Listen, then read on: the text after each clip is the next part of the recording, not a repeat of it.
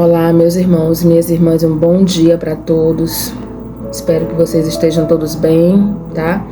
Para quem não me conhece, para quem está chegando agora neste vídeo pela primeira vez, meu nome é Tatiana.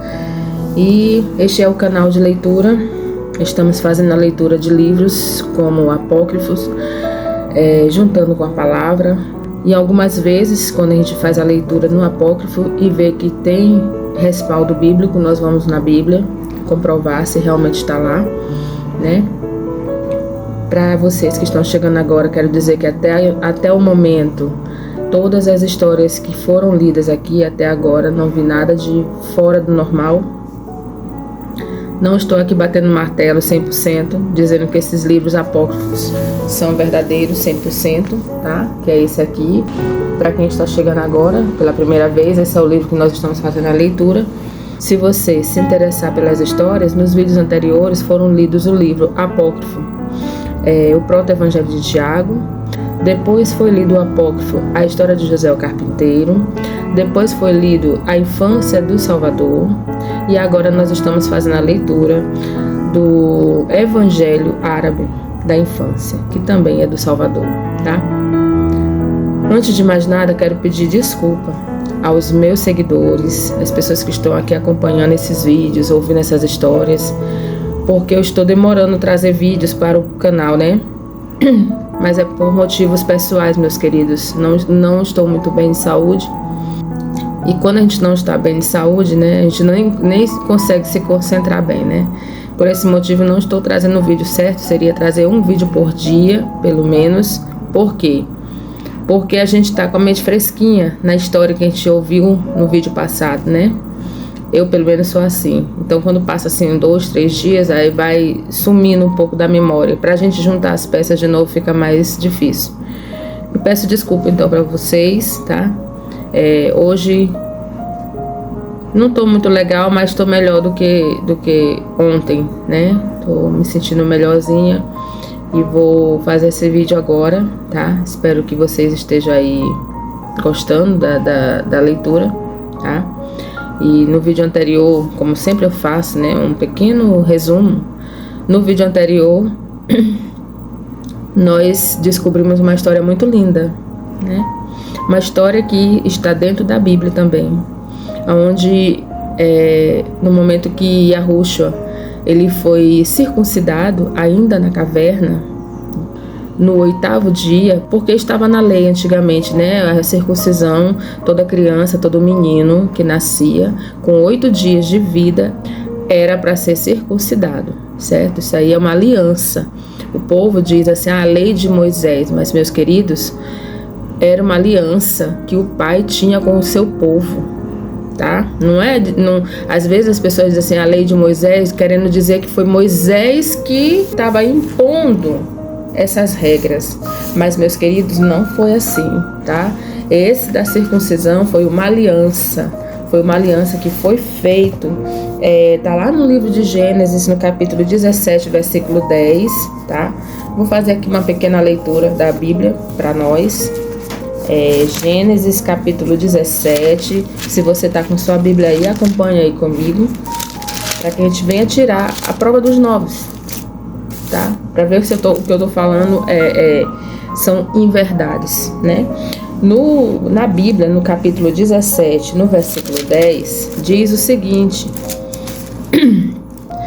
esta é a minha aliança que guardareis entre mim e vós e a tua descendência. Todo macho entre vós será circuncidado. É a minha aliança. Quem estava falando isso aqui, meus queridos? Eu vou ler do 9, no versículo 9, para ficar mais explicado. No versículo 9 diz assim: disse mais, aqui na Bíblia está Deus, né? E eu vou falar Deus para quem está chegando agora, quem ainda não conhece os nomes verdadeiros, mas para que você entenda a história direitinho, tá?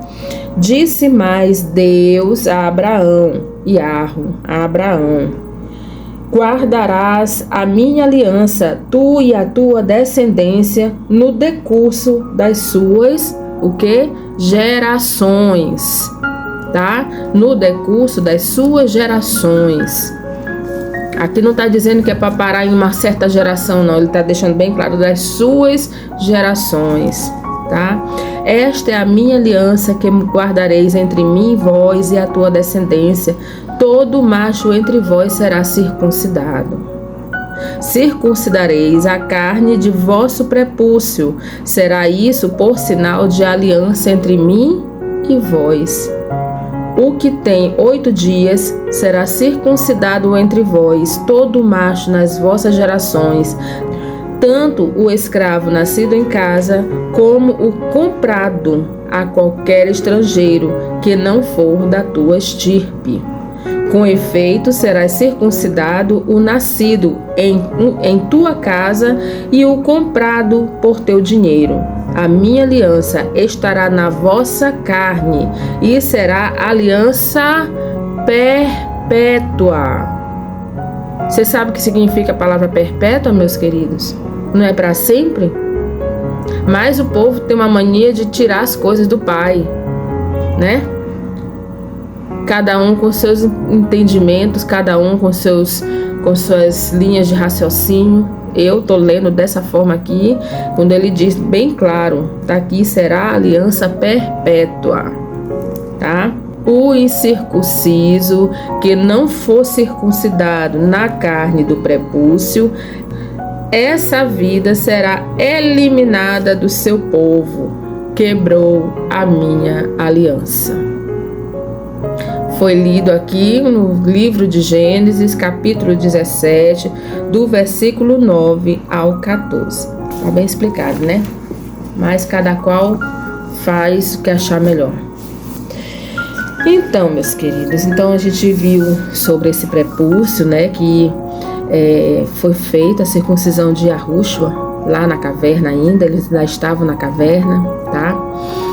E quando foi feita essa circuncisão, Maria deu o prepúcio para a outra Maria, né? Que no apócrifo fala assim, Maria a pecadora, né? E a gente foi descobrir no vídeo anterior, você vai dar uma olhadinha lá, dar uma voltinha lá no vídeo anterior, você vai perceber que lido na palavra, a Maria que ela está falando aqui, a pecadora, que foi essa que ficou com o vaso de óleo puro, do nardo, né, um óleo muito caro, e que Maria proibiu terminantemente que ela vendesse, porque ela sabia que o filho dessa Maria, a pecadora, ele era um vendedor de perfumes, né? Era a função dele, era a tarefa dele vender. Então ela proibiu terminantemente que essa Maria vendesse, seja por nem que fosse 300 dinares. Esses 300 dinares, no momento da leitura, nos pareceu que era algo caríssimo, né? Valiosíssimo. Então ela disse nem que fosse por 300 dinares, tá? E aí eu fui pesquisar e na Bíblia fala desses 300 dinares. Você volta lá no vídeo anterior, você vai entender um pouco a história, tá? Mas é uma história muito linda, porque essa Maria que ficou com esse vaso, foi ela que na Bíblia fala que ela derramou este óleo de nardo, este perfume, né? Nos pés de Yahushua, nos cabelos e nos pés de Yahushua, e enxugou com os seus cabelos os pés de Yahushua, tá? Só que aí a gente já não sabe o que foi feito depois com esse prepúcio. Mas nós vamos continuar agora a leitura no apócrifo, a partir do capítulo 7, e vamos ver se fala mais alguma coisa sobre isso. Espero que vocês estejam gostando da leitura. Peço mais uma vez desculpa pelo meu tom de voz, não estou muito legal, mas devido ao compromisso que eu tenho primeiramente com meu pai, Yahoo, que me deu esse presente nas minhas mãos, de fazer esse trabalho, né, em prol das pessoas, né, em prol de quem ainda não tem o conhecimento, ainda não chegou em suas mãos estes conhecimentos, né, pessoas que estão me assistindo, que ainda estão muito dentro do sistema esse, que muitas coisas eles ocultam da gente, tá? Mas a palavra é bem clara, que ela diz assim, nos últimos dias, tudo que estava em oculto ia ser revelado. E está sendo, meus queridos. Só depende da gente colocar a nossa mente para funcionar, pedir discernimento para o Pai, que Ele vai dar discernimento para mostrar para a gente onde é que estão as mentiras, quem são os mentirosos, por que estão mentindo e por que nós estamos descobrindo. E por que uns não querem aceitar, não concordam, não acreditam, e por que outros estão acreditando, né? Então, acredito que muitos que estão aqui, se estão aqui até hoje assistindo todos os vídeos, é porque realmente estão gostando da leitura, estão interessados em ouvir a leitura, tá bom? Então vamos começar a fazer a leitura a partir do capítulo 7. E eis o que aconteceu enquanto Yahushua vinha ao mundo em Belém, cidade da Judeia, no tempo do rei Herodes. Aí você vai lembrar da Bíblia, né? A Bíblia não diz que quando Yahushua nasceu, quando o Salvador nasceu, que os magos passaram por Herodes, avisando, muito eufórico, muito alegre, e Herodes querendo saber o que foi, e ele disse que tinha nascido o Salvador, que a estrela tinha mostrado, estava guiando eles. Aqui está falando exatamente sobre isso, né? Então aqui está dizendo, né, que Yahushua vinha ao mundo em Belém, cidade da Judeia, no tempo do rei Herodes. E os magos vieram de países do Oriente a Jerusalém, tal como havia predito Zoroastro. E traziam com eles presentes, ouro, incenso e mirra, e adoraram a criança e renderam-lhe homenagem com seus presentes. Tá? E Zoroastro é nada mais nada menos que um profeta e poeta nascido na Pérsia atual Irã no século 7 antes da Era Comum.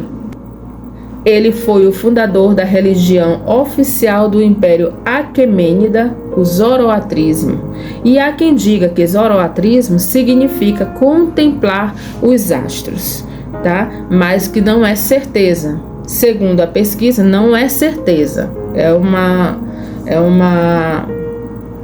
É um pensamento de quem fez a pesquisa, tá bom? Então aqui tá dizendo que esses magos, eles foram até Jerusalém, como foi predito o Zoroastro, tá? E aí eles levaram o quê? Aqui nessa leitura, mais uma vez, como nas outras leituras dos livros anteriores, mais uma vez é dito o quê? Os magos. Aqui não fala em 3 magos, aqui fala os magos. Não diz a quantidade, tá? Dessas pessoas, não diz. Mas a gente aprendeu, né, desde pequenininho, dentro dos templos religiosos, que eram 3 magos, né? Aí você vai lembrar desse passado, mas até na leitura da palavra também não está contido 3 magos, só fala em magos, só os magos, tá bom? Agora, o que eles levaram? Presentes, ouro, incenso e mirra. Aqui nessa história está dizendo que além dos 3 presentes principais que é citado na Bíblia, que é o ouro, o incenso e a mirra, né? Eles também levaram presentes, outros tipos de presentes, nesse livro aqui, nessa leitura. E aí eles adoraram a criança e renderam-lhe homenagens, tá? Continuando. Então Maria pegou uma das faixas nas quais a criança estava envolvida e deu-a aos magos. Então Maria pegou uma das faixas nas quais a criança estava envolvida e deu-a aos magos, que receberam-na com uma dádiva de valor inestimável. Ou seja, mais um presente que ela dá, né? Ela deu o prepúcio para Maria, a pecadora. E aqui ela está dando também uma das faixas que estava enrolando em Yahushua, ela deu para eles, né? Para os magos. E é que eles dizem, né, que receberam-na com uma dádiva de valor inestimável, ou seja, não era valor para se vender, era um valor sentimental, muito mais valioso do que qualquer dinheiro, tá? E nesta mesma hora apareceu-lhes um anjo sob a forma de uma estrela que já lhes havia servido de guia. E eles partiram, seguindo sua luz, até que estivessem de volta à sua pátria. Tá? A mesma estrela que guiou eles até essa caverna, a mesma estrela levou eles à sua pátria, ao seu local de nascimento, da onde eles vieram, né? E essa mesma estrela que foi levando, aqui está dizendo que foi um anjo, né? Que é um anjo que estava em forma de uma estrela. Tá? Capítulo 8. Os reis e os príncipes apressaram-se em se reunir em torno dos magos, perguntando-lhes o que haviam visto e o que haviam feito, como haviam ido e como haviam voltado, e que companheiros eles haviam tido então durante a viagem. Os magos mostraram-lhes a faixa que Maria lhes havia dado. Em seguida, eles celebraram uma festa, acenderam o fogo seguindo seus costumes e adoraram a faixa e a jogaram nas chamas, e as chamas envolveram-na. Ao apagar-se o fogo, eles retiraram o pano e viram que as chamas não haviam deixado sobre ele nenhum vestígio. Vocês estão entendendo? A mesma faixa que Maria deu para os magos, eles levaram. Quando chegaram lá, os príncipes perguntaram, né? O que eles tinham visto, o que eles tinham feito, como chegaram lá, como voltaram de lá. Os príncipes perguntaram tudo, né? Os príncipes lá de onde eles vieram. E aí, conforme a resposta, eles se alegraram, né? Porque os magos mostraram para eles que Maria deu uma faixa para eles. E ali, conforme o costume deles, né? Fizeram fogo, jogaram a faixa dentro do fogo. E o fogo apareceu de uma forma diferente, onde envolveu todos que estavam ali. Depois disso, eles tiraram a faixa de dentro do fogo e a faixa não se consumiu no fogo, estava intacta. E ali eles se alegraram, né? Então, para vocês perceberem o quão valioso era tudo que ligavam a Yahusha, né? Eles se puseram então a beijá-lo e a colocá-lo sobre suas cabeças e sobre seus olhos, dizendo: eis certamente a verdade. Qual é, pois, o preço desse objeto que o fogo não pode nem consumir e nem danificar? Olha isso. Eis certamente a verdade. Qual é, pois, o preço deste objeto que o fogo não pode nem consumir e nem danificar? E pegando, depositaram-no com grande veneração entre os seus tesouros. Tá? Eles mesmos reconheceram que não tinha dinheiro que pagasse aquelas faixas, né? Pelo valor que ela tinha, por ser de quem era, né? Do próprio Salvador. E aí eles guardaram nos seus tesouros. Capítulo 9. Deixa eu esclarecer uma coisa aqui para vocês. Conforme o acompanhamento aqui da leitura, a gente percebe o seguinte. A gente leu o capítulo 8, onde fala que os magos já estavam voltando para sua terra. Chegaram lá, já se alegraram com a faixa que Maria deu e tal. Já no capítulo 9, retorna um pouquinho, tá? Onde os magos passaram sendo guiados pela estrela para ir conhecer o Salvador, tá? No capítulo 9. Então vamos lá. Para a gente não confundir nossa mente. A gente está percebendo que a história, cada capítulo que a gente vai lendo, quando a gente vai para o outro capítulo, é como se a gente estivesse retornando, voltando para o começo da história, né? Herodes, vendo que os magos não retomavam a visitá-lo, reuniu os sacerdotes e os doutores e disse-lhes: mostrai-me onde deve nascer o Cristo.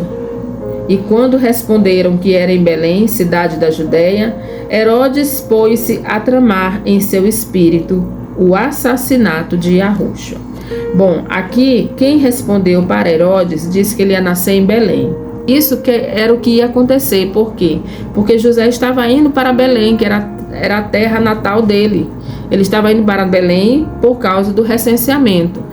Só que Maria sentiu a dor no parto antes de entrar em Belém. E aí ela viu uma caverna e disse: não posso passar daqui, já estou em trabalho de parto, preciso parar. E aí foi que eles foram para a caverna, ela se ajeitou lá na caverna, né? E lá ela teve o menino. Então ela não chegou a entrar na terra de Belém. Já eles aqui estão dizendo que o menino, e quando responderam que era em Belém, cidade da Judéia, porque essa era a informação, né? Tanto que na Bíblia também fala que Yahusha nasceu em Belém.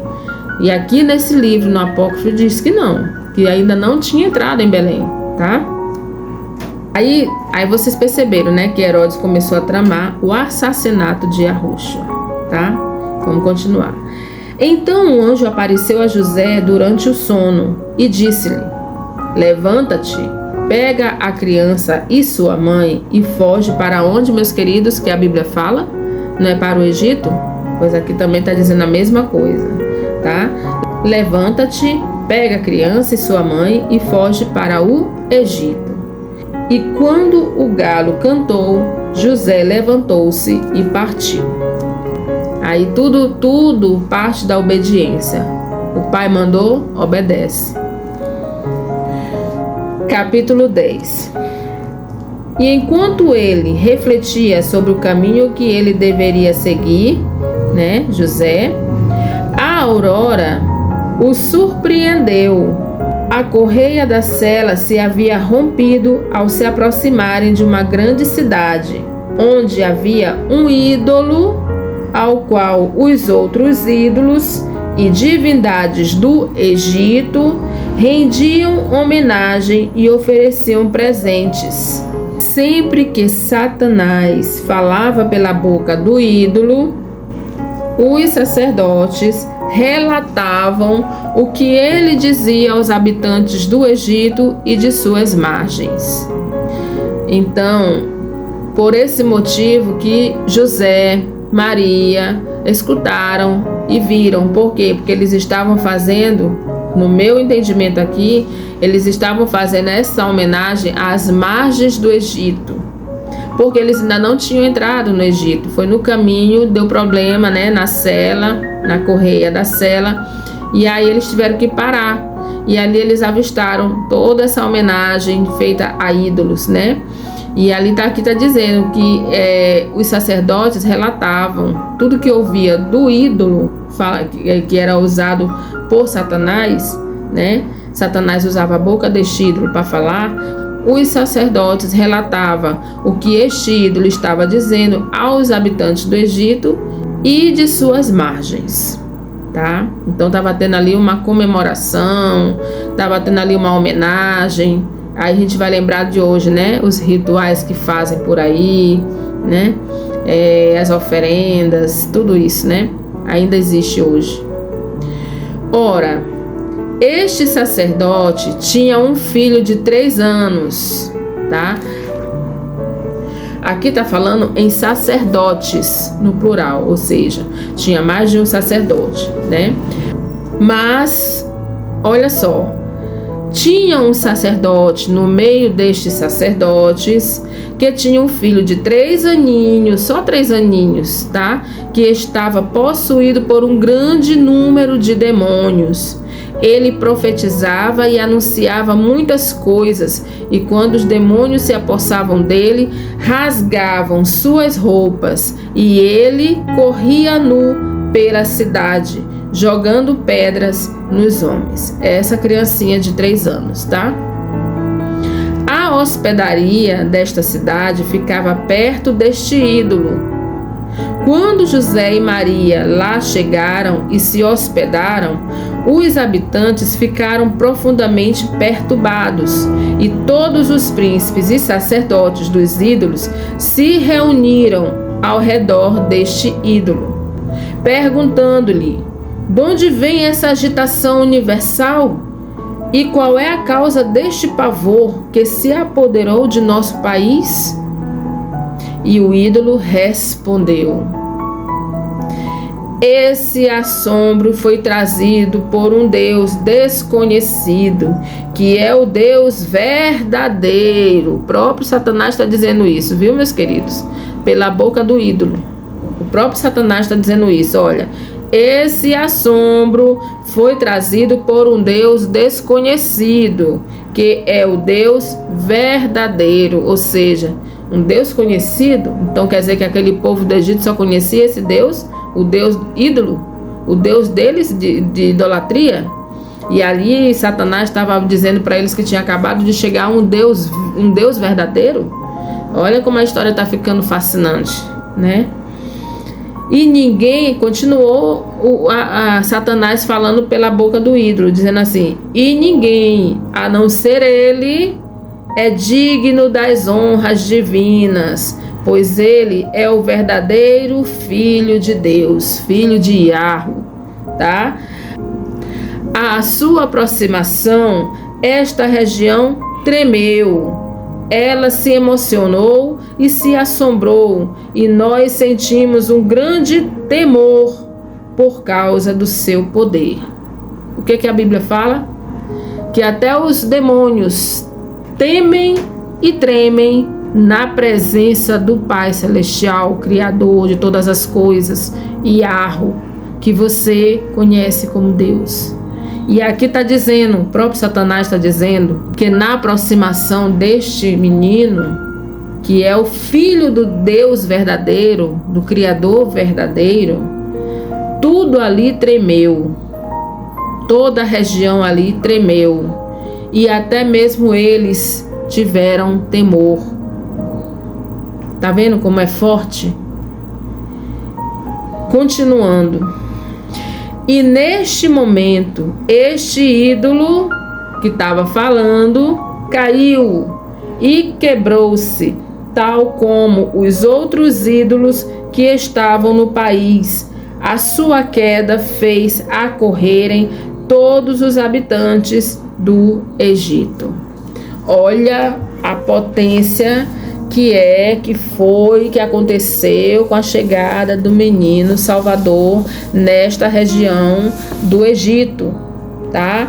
No momento que ele chegou, era uma criança, ele não precisou falar nada, não precisou dizer nada, não precisou fazer nada, bastou a chegada dele. Chegou, os demônios se quebraram, os ídolos se quebraram, caíram todos e se quebraram, e a cidade ficou como? Ficaram aterrorizados com o que estavam vendo, até porque eles não conheciam esse Deus verdadeiro, né, chamado Yahweh. Eles não conheciam, eles só conheciam o Deus deles, que era um ídolo movido por Satanás, que era usado, a boca deste ídolo era usado por Satanás para falar o que ele queria, e todos os habitantes que faziam? Rendiam homenagens a estes demônios. Então, para eles ali foi um dia de tremor e temor, pelo que eles viram, né? Então, meus queridos, eu vou deixar o capítulo 11 para o próximo vídeo, para a gente ver o que vai acontecer no proceder desta leitura com a chegada de Yahushua na cidade do Egito, tá bom? Até aqui a gente já percebeu que eles já estão se hospedando, tem um lugar para eles se hospedarem, ficaram lá. Aconteceu esse episódio, este fenômeno, né, de todos os ídolos caírem e se quebrarem. Então, no próximo vídeo nós vamos continuar essa leitura para saber o que foi que realmente aconteceu depois de tudo isso, né? E a gente aqui aprendeu com essa lição, com esta leitura, né, que, meus queridos, não somos nós que devemos temer a nada desses demônios, são eles que devem temer. Nós não devemos ter medo, nós não devemos temer. A única coisa que devemos ter temor não é medo, é temor. Existe uma diferença imensa de temer para medo, tá? Temor ao Pai, em obediência, fazer as vontades dele, tá? A gente está sempre obediente em tudo que ele manda, em tudo que ele faz. Como é que ele manda? Como é que o Pai manda a gente fazer as coisas certas? Dentro da sua palavra, tá? No momento que você vai lendo este manual bíblico, este manual aqui, ó, quando você vai lendo, ele vai te passando todo o manual de vida e de salvação, todo o manual.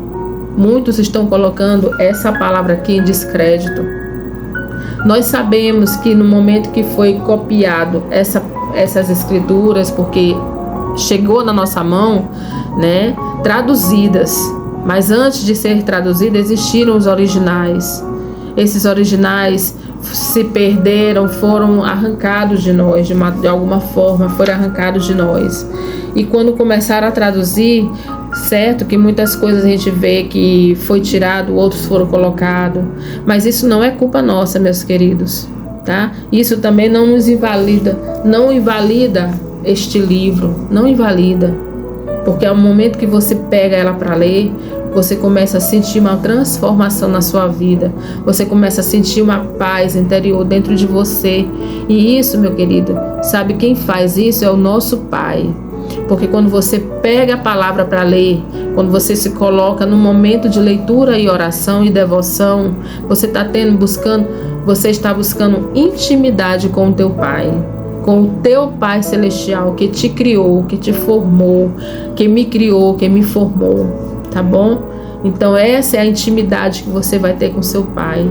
Por que hoje em dia nós não temos mais esse privilégio assim? Porque nós não temos mais tempo, meu querido. Nós estamos tão ocupados com os afazeres do dia a dia, com as diversões, com os entretenimentos que a própria mídia, que o próprio sistema nos trouxe, nos entregou nas nossas mãos. Às vezes a gente diz assim, mas eu não tenho tempo de ler a Bíblia, mas você tem tempo para ouvir uma novela, para assistir uma novela, você tem tempo para assistir um filme. No caso, eu te pergunto, assistir uma novela vai te edificar? Assistir um filme te edifica? Não, meus queridos, é só um entretenimento. E nós precisamos buscar edificação para a nossa vida, para a nossa alma. Tá? E como é que a gente busca? Tirando um momento com o nosso Pai, tirando um momento para, olha, esse momento que eu estou fazendo a leitura aqui com vocês, parece que não é, mas é um momento que eu tiro para o meu Pai também, sabe por quê? Porque da mesma forma que eu leio para vocês ouvirem, eu também estou lendo para mim, eu também estou aprendendo, eu também estou adquirindo um conhecimento dentro das coisas do Pai, estou conhecendo as coisas dele, tá? Então, eu penso que tudo que está chegando para nós hoje é para realmente nos tirar desses momentos com o Pai. Mas se a gente tiver força de vontade e principalmente amor pelo nosso Pai, um amor verdadeiro, como ele diz assim que ele procura, na palavra ele diz isso, eu procuro verdadeiros adoradores que me adorem em espírito e em verdade. É isso que ele está procurando, meus queridos. Ele está procurando verdadeiros adoradores. E nós estamos fazendo o quê? O que nós estamos fazendo? Nós estamos incluídos nessa determinação do Pai? Será que nós estamos incluídos? Será que nós estamos fazendo por onde nós estamos chamando a atenção do nosso Pai? O que vocês me dizem? O que vocês acham? Você está fazendo a sua parte? Então é isso, meus queridos. Por hoje vamos ficando por aqui. No próximo vídeo eu vou continuar do capítulo 11, tá? Hoje a nossa leitura foi do capítulo 7 ao 10, né? Que a benevolência do nosso Pai Yahweh seja com todos nós e a suficiência do nosso Salvador Yahushua também com todos nós, tá bom?